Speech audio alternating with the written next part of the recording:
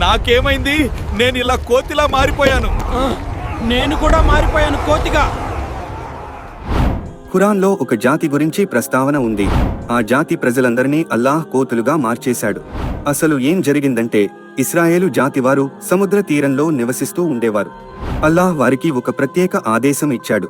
ప్రతి వారంలో శనివారం సబ్బత్ రోజు చేపలు పట్టకూడదు. ఆ రోజు కేవలం అల్లాహ్ తమపై కురిపించిన అనుగ్రహాలకు కృతజ్ఞతగా ఇబాదత్, ఆరాధన చేయాలని ఆదేశించాడు.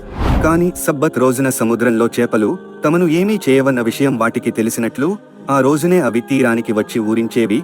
విచిత్రం ఏమిటంటే, మిగతా రోజుల్లో ఒక్క చేప కూడా కనిపించదు.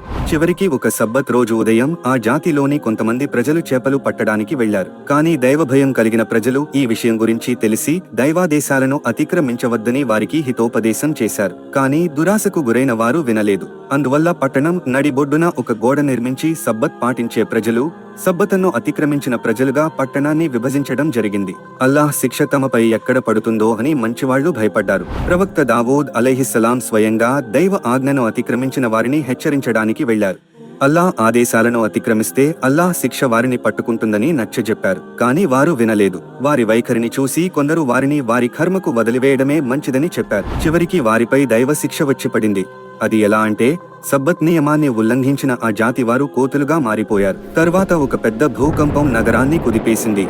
దుర్మార్గానికి పాల్పడిన వారు భూకంపం ద్వారా నాశనమయ్యారు. ఈ వృత్తాంతాన్ని దివ్య ఖురాన్ సూరా అల్-అరాఫ్ 7 ఆయత్ 163లో చూడవచ్చు. ఇది అల్లాహ్ ఆదేశాలను ధిక్కరించే ప్రతి వ్యక్తికి ఒక గుణపాఠం, ఒక హెచ్చరిక. ఓ అల్లాహ్, నీ ఆజ్ఞలకు ఎప్పుడు విధేయులుగా ఉండేలా మాకు సద్బుద్ధిని ప్రసాదించు. మా హృదయాల్లో భయం, భక్తి, స్థిరత్వంతో నింపు. ఆమీన్. మిత్రులారా, ఈ వీడియో ఎక్కువ మందికి షేర్ చేయండి. దీని ప్రతిఫలం మీకు కూడా లభిస్తుంది. మరిన్ని వీడియోస్ కోసం సబ్స్క్రైబ్ చేసుకోవడం మరవకండి.